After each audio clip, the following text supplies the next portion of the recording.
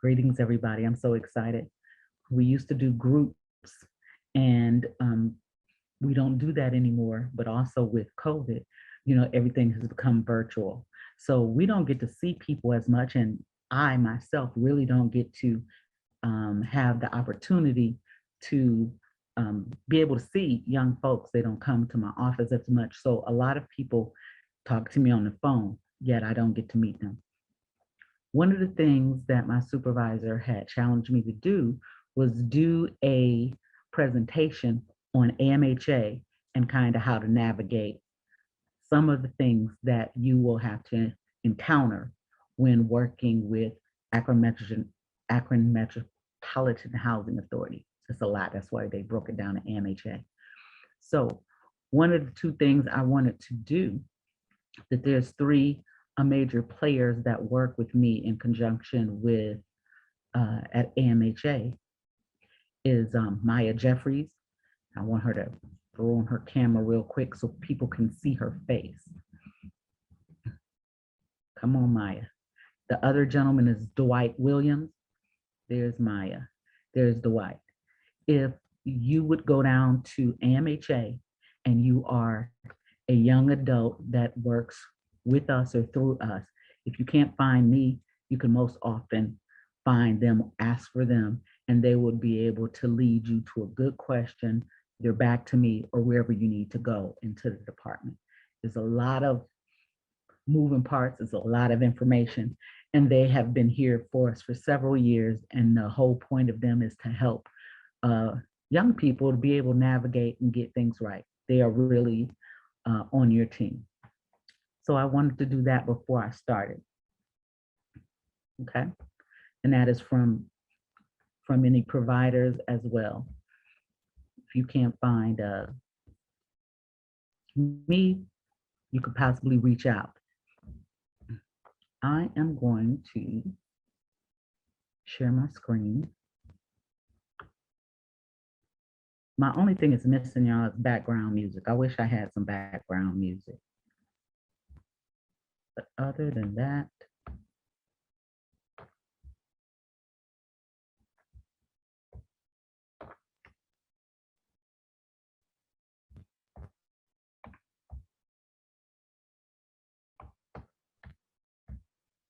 can everybody see it?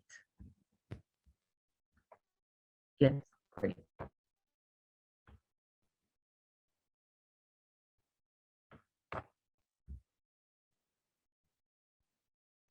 Great.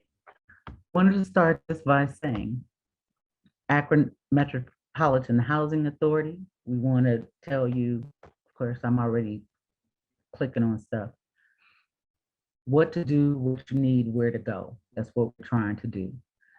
Types of housing foster youth or former foster youth should choose.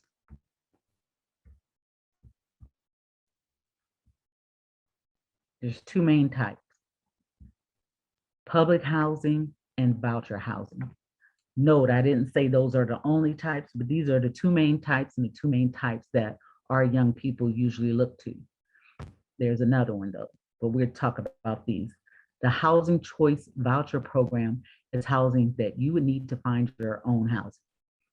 Now, if you guys work with anybody that's in independent living, you would know that there's often information that they will provide for you to give you that type of help and assistance.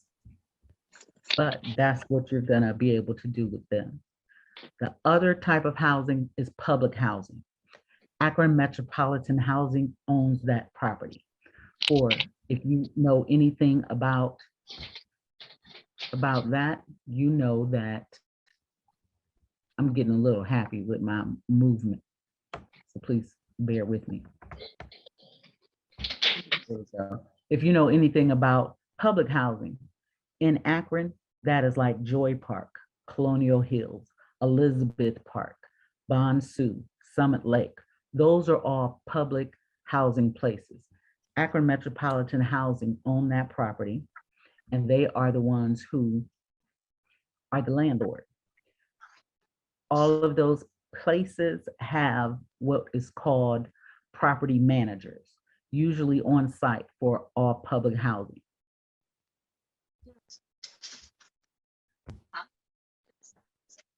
One of the things is somebody brought up to me, and I thought we should address it.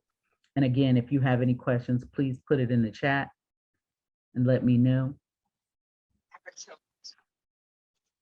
There is stigmas of living in public or subsidized housing. And I didn't really realize this because we've been doing this for so many years that some people,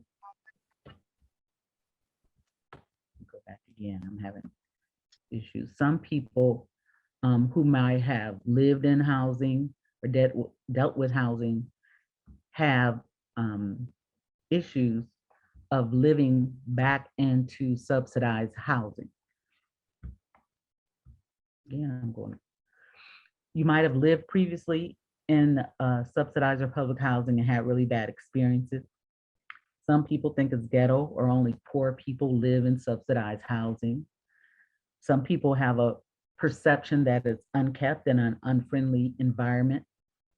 Some also feel like it's overly crowded, and that can be at times. And then other people feel like there's a lot of crime and or criminals in public housing and don't want to be around that type of environment. There's often been times where people have come to me and said, you know, like they wanted to live in Stowe, they wanted to live in Hudson. Well,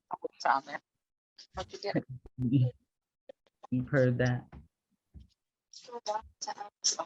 I'm having issues with my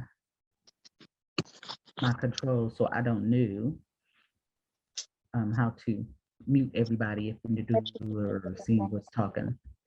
I don't know if Tracy can help me with mute for other people. Or mute yourselves, please. Can you hear me?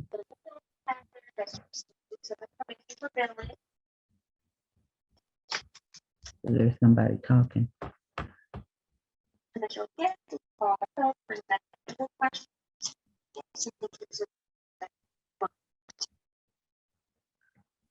Hold on, let me check out my participants.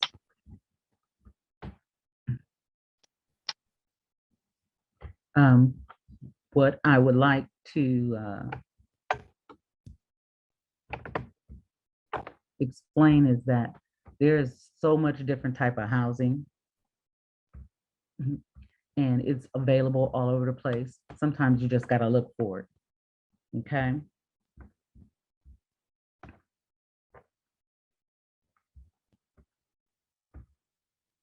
In order to apply for housing,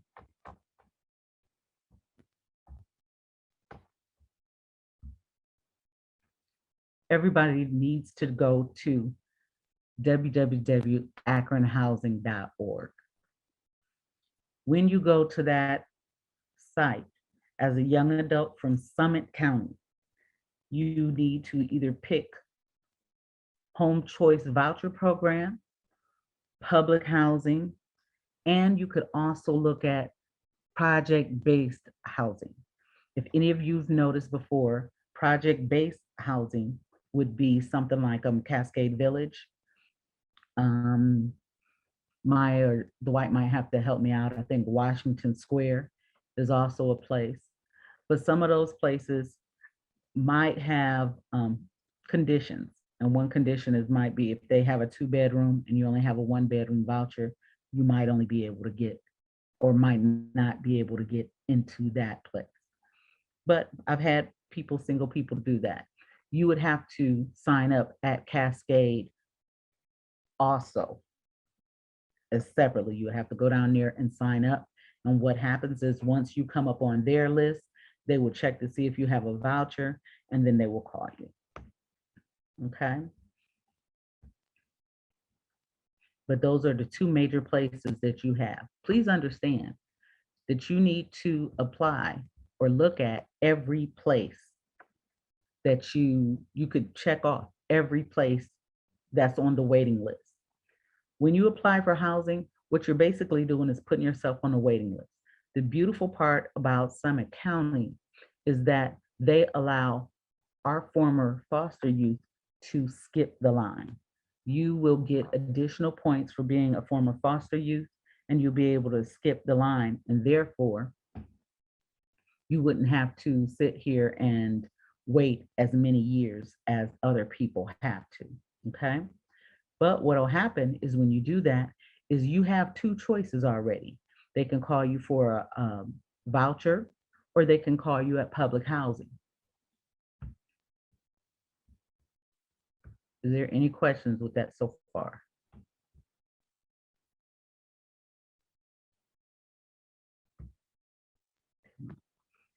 This is an example of a housing choice voucher program. You have to find your own apartment. If you look at this picture, it's like somebody has probably turned a one house into a two-story flat. You see 382 and 384 on the sides. You can go and find that house. You will find it come somewhat on your own. Summit County has a website called summithousingsearch.com. This site, if you go onto the site, will tell you who's renting. They'll say Akron, Barberton, Twinsburg. They could say put in the zip code. If you're in Akron, what part do you want to be on? West side, all kinds of stuff. They even have categories where it's like, do you want to be 1 block away from the bus stop, 2 blocks, 5 blocks, all these type of things, so you can understand based upon your situation, what is the easiest way for you to navigate your world, go to school, go to work, be able to get there. We're about to come into spring. It's going to be nicer weather out. It's not going to be an issue to walk to the bus stop or possibly to school. In the winter, it might be a little more treacherous. I had a young person tell me that with the winter weather that happened this past winter, she had a hard time she said her housing was close, but the street and was a busy street, sidewalks was overtaken, and she literally had to take a Uber, which would have been a 5 or 10 minute walk because she just couldn't make it. So those are the type of things that you look at. Now I put that there's a limit how much the housing authority will pay for your housing based on your income and size of your household. Please note that you are the head of household. You will see that on forms all over the place. For you, you are the head of household. Okay. If you have a child and they're going to be on that with you, then they would be another person on your lease that you absolutely have to include with your application. Okay. When I say there's a limit of how much you will pay, I've had many young people come and find a beautiful home in Ellet with a 2-car garage and 3 bedrooms, and they're only one person. The house is $800. They're like, Miss Cheyenne, this is great. I love it. And I'm saying, but your voucher is only going to be maybe $700 to $750. Plus, you might not have any income. We're not even going to say you don't have a car. But you have to be reasonable. When that housing place will give you a voucher, okay? I see your message. When the housing place gives you a voucher and you have approximately $750, I believe $773 might be for one bedroom person, or one person for one bedroom, that may be the whole amount, including an allowance for utilities. So if you see something that says 700, 733, 753, that is including whatever allowance for either gas and electric, and your rent. So your rent might only be $680, and the rest will be taken up based upon your utilities if you don't have a job. If you have income, they would include your income to look at what they can consider. So you might be able to get a little bit more house, but you also have to pay 30% of your income towards your housing. So if you got $1,000 of income coming in, you might approximately look at about $300 that you might have to pay. Okay. Somebody said, how old do you need to be to get started in housing? You cannot apply for housing at any housing authority until you're 18 years old. You can't even apply. Okay. So we need to know that we wish you could before, but you have to wait till you're 18 years old and apply. Okay. Somebody always said, what all is considered AMHA property? And also what is considered Summit County? Summit County is our area for the county. So you could look at Twinsburg, Macedonia, all outlying places. What all is considered AMHA property? Remember I gave you that email address for Akron Housing. I'm gonna see if I can click on it real quick, see if it'll come up. akronhousing.org.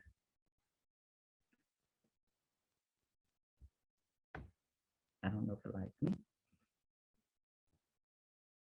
It's doing a whole lot of stuff. No, we don't need to do all that. akronhousing.org is the web page for AMHA. Okay. If you go to that link, you could look through it and it'll show you what's all their public housing places and all their well, pretty much public housing places. They'll tell some of their project-based housing. They actually got new programs coming up. One of the things though is not all these places are necessarily for young adults. They have a lot of places for seniors. And you got to make sure that you don't click on a senior space because it's taking time away from you really looking for a place to stay. Okay. To give you a quick example though, this is some of the public housing, if y'all heard of them: Colonial Hills, Summit Lake, and Maplewood Gardens. Those three that I picked out because these three have units for single people. Okay, if you would have a child, you would be able to look for other places that have more than one bedroom. But Colonial Hills is in North Akron, Summit Lake is in Southwest Akron, I believe, and Maplewood Gardens is in Cuyahoga Falls. Please be careful about Maplewood Gardens. Beautiful place, great, hard to get out of and leave if you do not have a vehicle or if you do not have transportation. You have to walk far to find a bus, and the bus system does not go as often as a place like on a major place like Arlington or West Market Street. So you got to be mindful of those things. Let's say you work at Burger King on Arlington Street and you're in Maplewood Gardens. I think we had a young person who lived in Cuyahoga Falls some years ago, and she worked at Burger King, and she had to literally leave her house at 8 o'clock in the morning because there was only like 2 buses that came in the morning. So if she wanted to be at work at 10 or 11, she had to leave at 8 o'clock to get all the way to her job. And that's what she did, but it was an inconvenience. And then the last bus, I think, like either arrived or left at 8 p.m. So if she was working till 10, how is she going to get home? Okay. One of the things I want to point out, and these are, I don't want you guys to feel discouraged because you could find a lot of things, but I do want you to understand that it's hard to find single units in public housing. Okay. And most young adults obtain vouchers because it's almost easier to find a place with a voucher than public housing. There's 2 types of people for the most part in the world. There's young adults or young people who are single, and there's seniors who are senior. Most other families usually have, a parent and a child or 2 or more.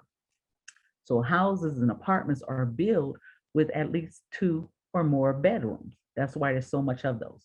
So single units are rare and harder to find. I'll come back to your question. Okay. Okay. So single units are harder to find. Okay. With single units being hard to find, please be mindful that when you're looking, you got to be careful of saying, do you want a single unit public housing or do you rather try to find voucher housing? Remember, I said voucher housing, a landlord is on it, a private owner. And when you deal with a landlord, you go to that landlord for the repairs, to pay them their rent or their portion of the rent and things of that nature. Let's see, where am I on time? With AMHA, there's a process. Here at the top is a pre-application. That's when you go to akronhousing.org and complete the application. Next is there's an initial interview. You must provide your life. They want birth certificates, social security cards, pay stubs for at least 3 months, bank statements for at least 6 months, identification, etc. You may have to update this information while waiting for the process to continue. Example, for young people, most of you have, or Summit County has, your copies of your birth certificate, social security cards, things like that. We do not have your pay stubs. So if y'all hear me now, and you're working, start saving your pay stubs. Do not throw them away. If you don't know how to obtain them, find out from your employer the best way, what websites you need to go to, what passwords you need to keep, and put those in a safe space so you can access those. We've had more people who've waited for housing because they didn't have a pay stub or they couldn't find their pay stub. A co-worker had to call all over to get a young person's information just to access their pay stubs, just so they can get into housing. And this is just the process. We're just talking about the interview process. Until you complete the process, you can't even get any voucher or any help for housing, okay? If you don't have a bank statement, they're gonna ask you if you have it. Well, if you don't have one, you don't have one. If you do have a pay card, where your job might put that money on your card, they're gonna wanna see your pay card. They're gonna wanna see a balance for that. So you need to access your information. You need to know how to do it. And if you have to go to an ATM to print out a balance, you might have to do that, okay? This is a time, guys, that if you never had to do anything for yourself, a lot of social workers have been doing stuff for you. This is the time. You are making decisions about your life, yourselves, and this is time to understand that you got to get these things in order to figure out the best way you want to live. Okay. Public housing. Now you need all this to get public housing. A young adult will get a call to see an apartment that is available. Okay. I think a young person had put it in the chat. She was offered, or he was offered, I'm not sure who it is, a spot at Maplewood Gardens. Okay. And although it's beautiful, you don't have a form of transportation. Okay. For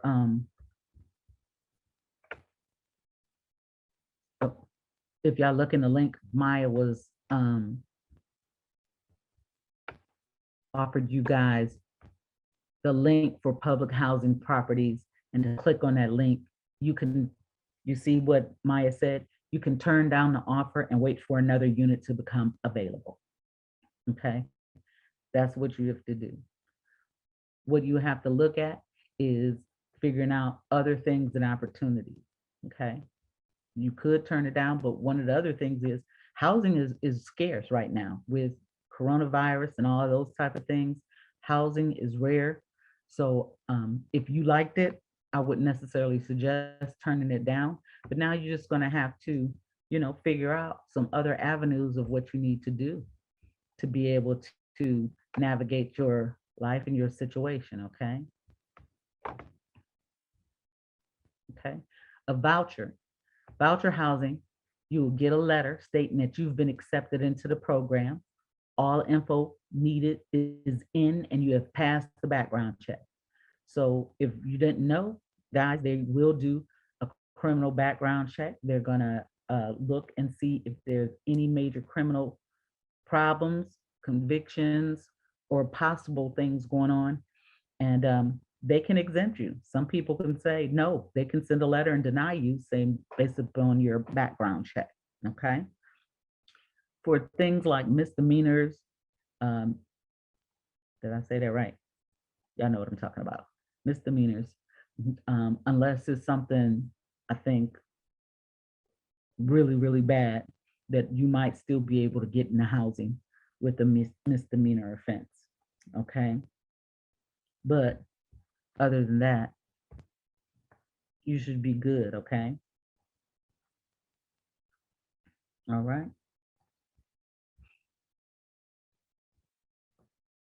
Okay.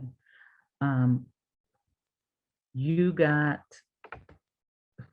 I will answer your question closer to the end if possible. Okay. There's always options and places and things that could happen and change. Okay. But we will see. And the thing is, if you need certain things, you can contact me and I will allow you to be able to contact Maya or Dwight or some other people to see what we can do if things can change. Okay. And then I said, after the process, now you got to find a place, right? What to do, what to do. You must find a place that takes a voucher if you're doing a housing choice voucher. Okay. The person who takes it in the voucher is your landlord, a private landlord that is not a part of AMHA.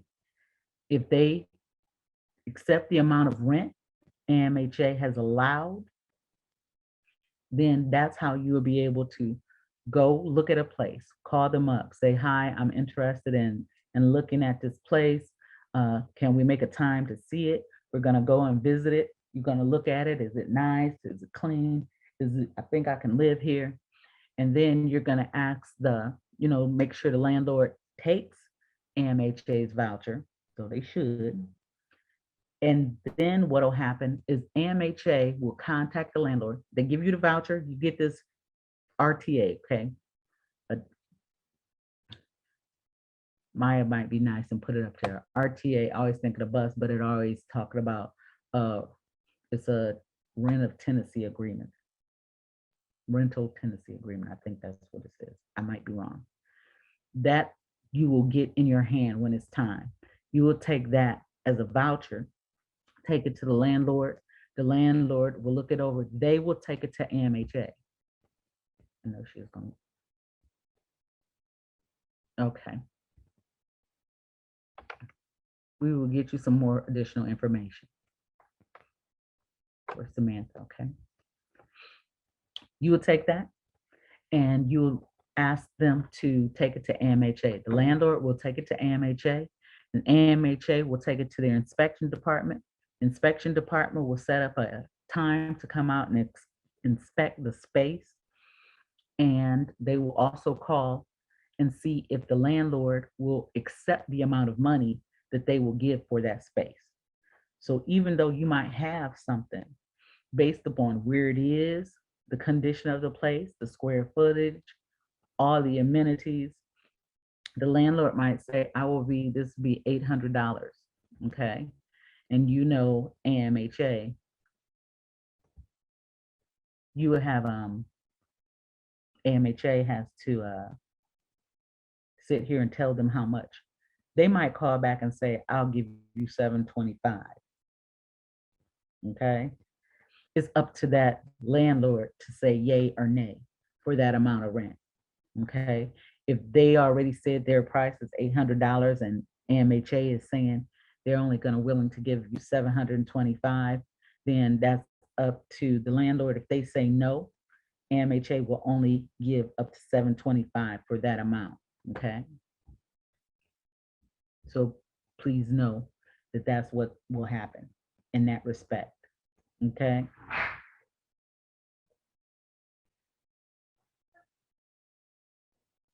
Okay.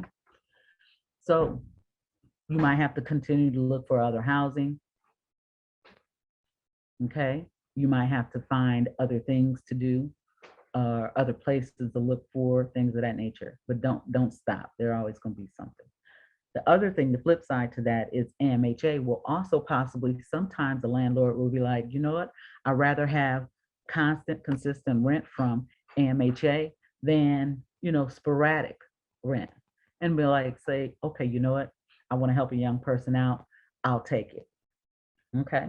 So don't think that just because somebody, you might hear, see something on Summit Housing and they say they want $800 rent and your voucher only say 750 or something, that you might not try there. Try anyway. Look at that place. Okay. My third thing was like what to do is look at things in proximity to work, school, bus line, and resources. Okay. Again, if there's somewhere so far out that you can't get to work or school, you know, you're going to have to think of other ways on how you're going to be able to do certain things. Okay. So some of that is going to be like, if you find a place in Twinsburg, but you go into Stark State and you don't have a car, what is your options for getting to school every day on time? Okay.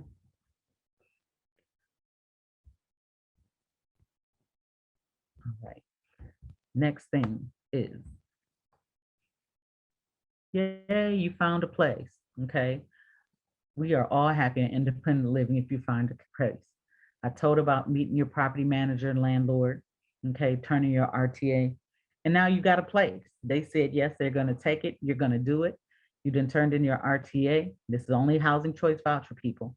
You're going to sign a lease and abide with AMHA's family obligations, okay?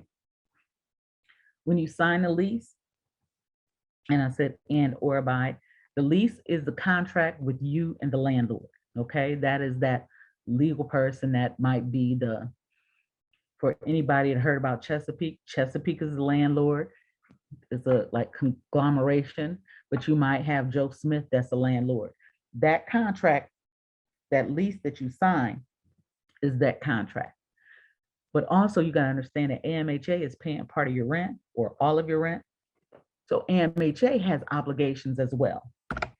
And one of the things about dealing with AMHA is based upon you possibly not completing or living up to those obligations. Basic rules and regulations regarding living in AMHA's housing or sponsor housing can come back to haunt you. It could hurt you. So you need to look at some of these things and realize you need to abide by the contract for the lease for the person and also the rules for AMHA. Okay, so we done found a place, we done signed the lease, we see the AMHA got rules and stuff. We're gonna pay our security deposit, woo-hoo, and rent and move in. Yay, we got a place.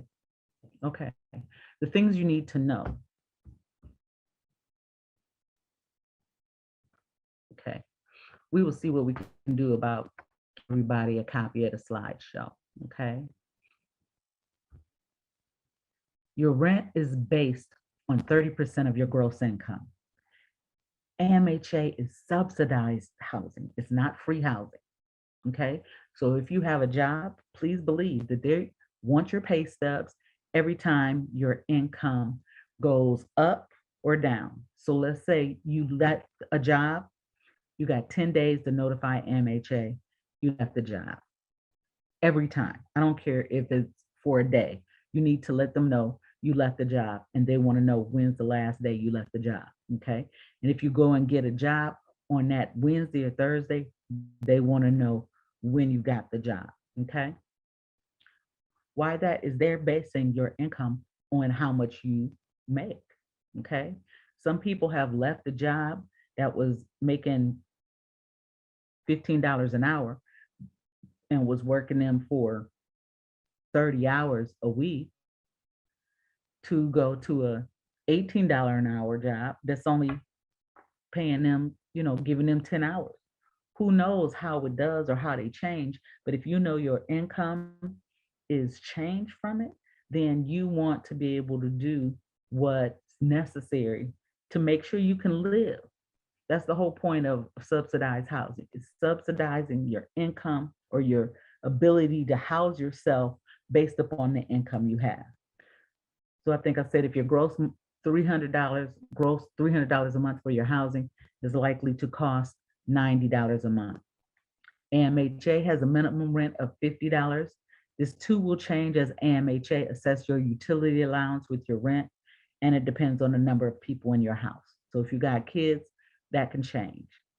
What is a utility allowance? The utility allowance is if you do not have any income, the housing authority will gift you money to pay for your electric and or gas utility. And it's based on average usage for the size of your place.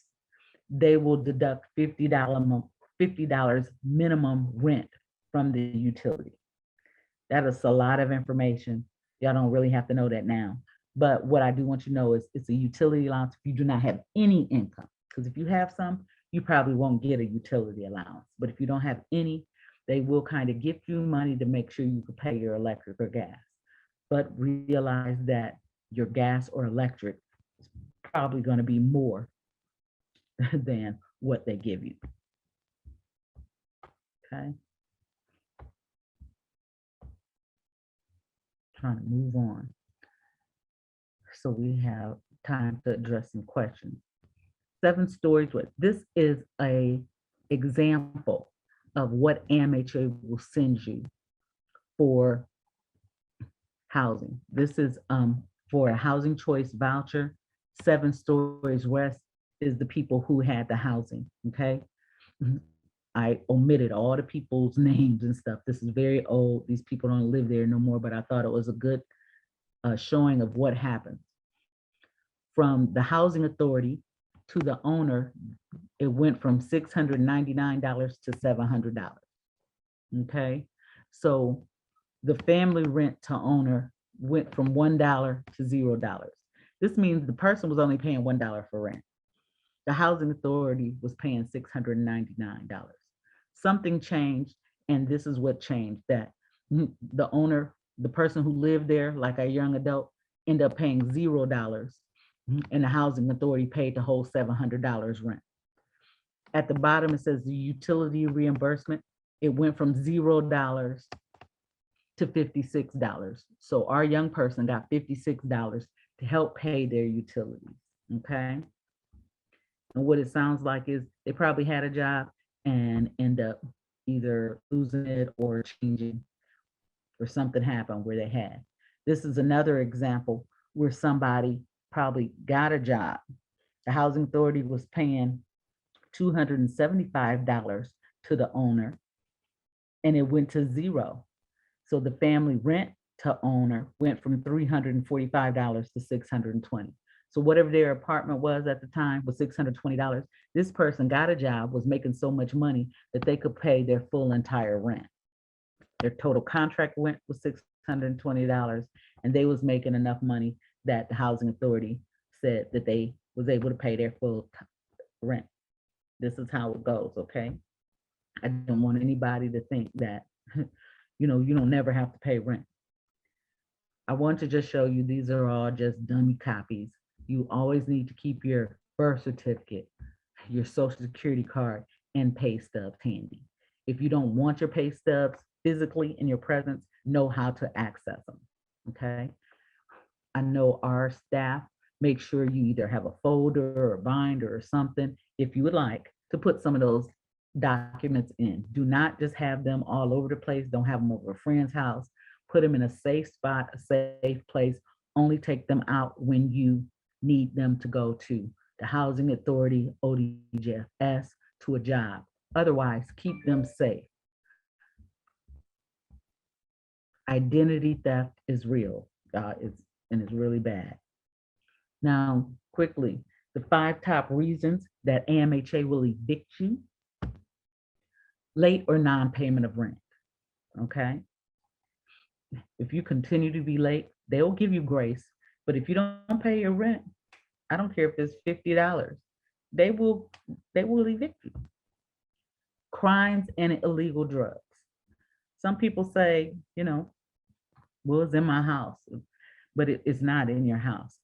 If AMHA is paying your rent, it's a program ultimately, and the government is subsidizing your rent. Any type of crime or illegal drugs, um, they can evict you. As long as they have information to show they do, they can. I've known that inspectors will come in to inspect the property. They do this, I'm going to say at least once a year. They inspect the property before you get into place, but then they inspect it every year. You got to keep it clean and everything else. And they'll inspect it. If they see some illegal drugs in there, they're going to tell. Okay. This is a good one. Unauthorized guests. If they're not on the lease, you guys, this is a big problem. People can get evicted because you're not on your lease. They're not on your lease.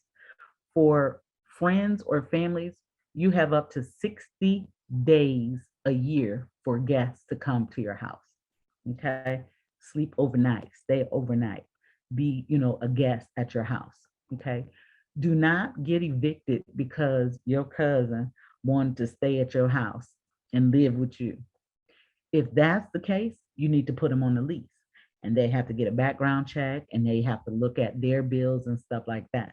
But otherwise, they're an unauthorized guest. Okay. But when you do that, that creates a situation that now you guys are a household together and everything they do affects what you do. So if they get in a fight in the apartment and they get a situation with somebody else, guess what? You all possibly can get evicted. Okay. Just throwing that out there. Poor housekeeping and disturbances. Poor housekeeping is what it is. Okay. But what I want to tell y'all about disturbances is any type of thing, loud music, friends coming over and y'all partying all the time, people banging on your door because they're mad at you or something like that.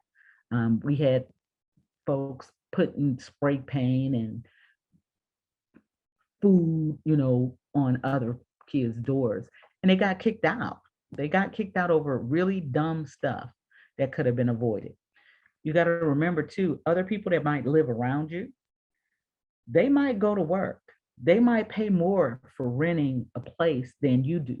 And if they got to get up and go to work every day, they don't want to sit here and listen to noise and smell you smoking and your friends cutting up all day and all night.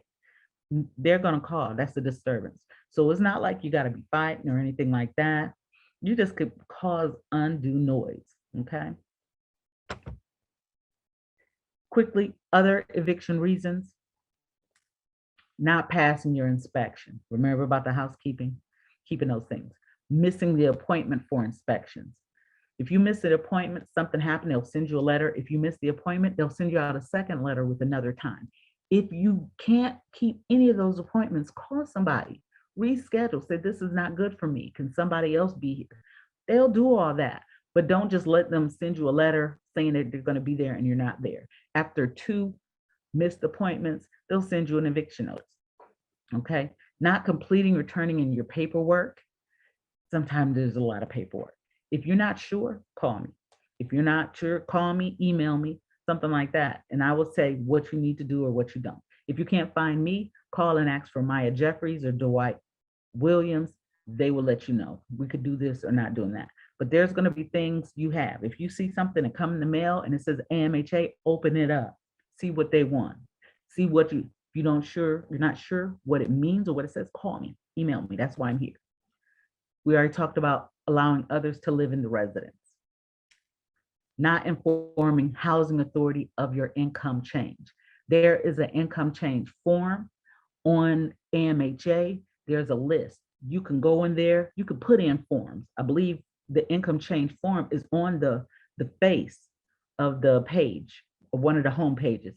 They shift, but at the bottom somewhere it says like income change or change request for household. So if you have a baby, you need to add them to your household. If somebody was with you and they left, you need to change the household. If your income stops, you got 10 days to change that. And it's a good thing you do, because then they will change the income. If you lose your job or have to quit for some reason, then your income will go to zero, and then you don't have to worry about how am I going to pay the rent. Okay. Utilities are turned off or not in your name. And I said the head of household name. You are the head of household. They have to be in your name. They have to be turned on at all times. Sometimes things happen, but ultimately there's a thing called HEAP that help you with assistance to pay based upon your income, your utilities. Call us. We'll help you navigate that situation so you can get HEAP as well to be able to have your utilities low, and so you'll be able to afford. I think we got this flyer somewhere too about income. Okay, quick tidbits. You are the head of household. If you live in public housing, AMHA is your landlord. If you live in a housing choice voucher program, the homeowner is the landlord, and you speak to them about repairs or problems. Do not hesitate. If there's something going on, call your landlord. If something don't work in the sink or the toilet or something, call your landlord and say, this is not working. Read over your contract. You don't put paper towels and stuff. You know that like in schools, you don't do it at your home. They get clogged up. And in your contract with your landlord, it might say, if you put this in there, or we found this in there, then you might be responsible for that damage. Okay. But we don't want that to happen. But if there's something that you know you didn't have nothing to do with, or something happened, call your landlord. If you're not sure about whatever, call me. And then we could look at it and discuss it. And I could tell you, well, that might have been broke in the first place. We didn't know. Okay. Might not be a big deal. But I think a lot of times people don't say anything and it creates a problem later. Okay. Any questions? Any questions that I missed?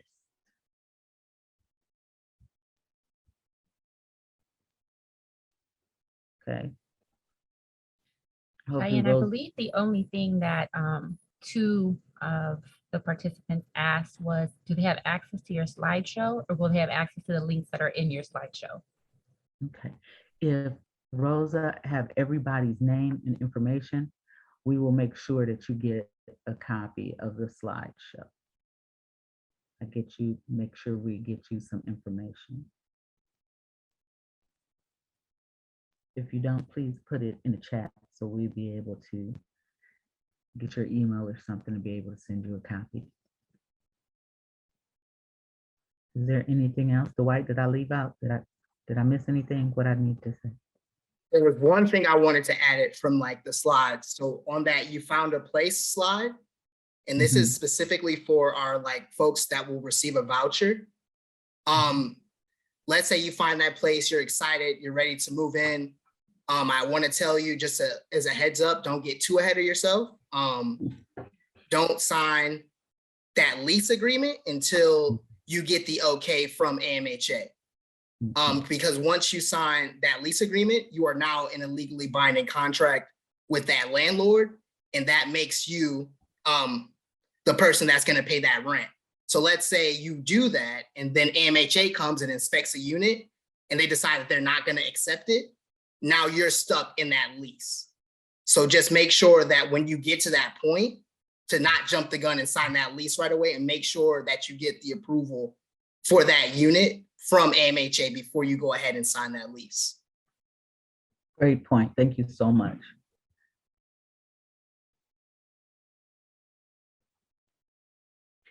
For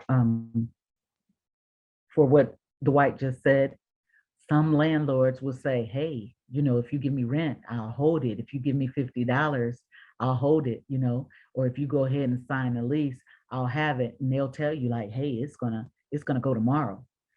And if AMHA haven't inspected it and said that they'll do it, it's scary, y'all. You are stuck in a lease.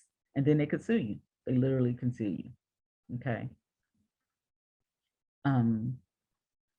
Ryan, Bridges stipends are not counted towards income for adjusting rent through Summit County AMHA, but they still, need to report it. And I think get a note regarding their Bridges participation. Brianna says, I am a case manager for youth moving into AMHA housing. You could have the slides, that would be great. Oh, great.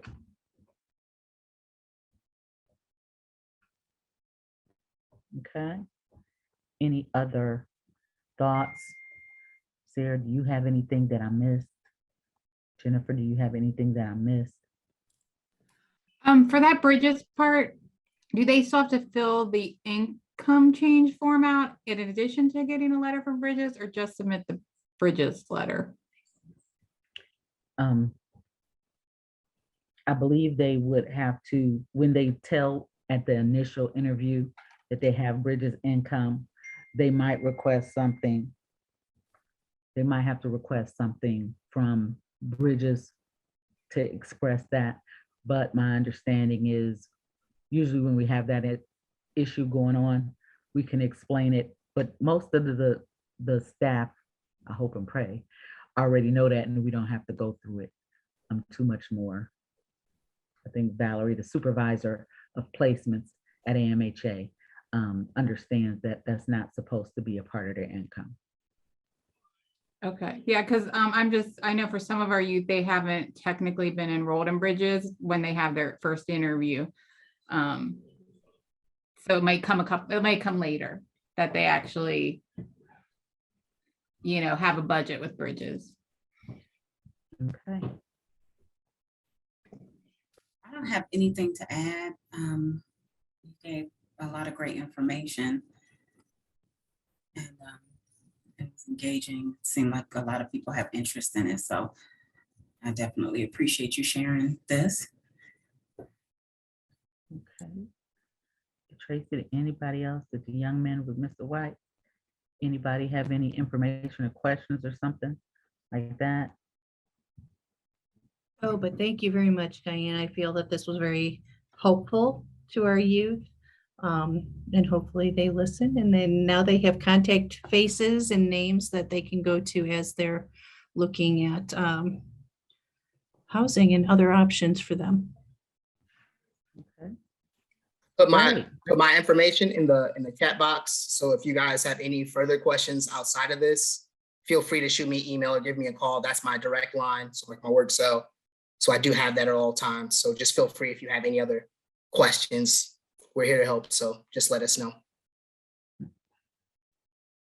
Okay. Thanks so much, Dwight. Appreciate everything you've done, everything you said.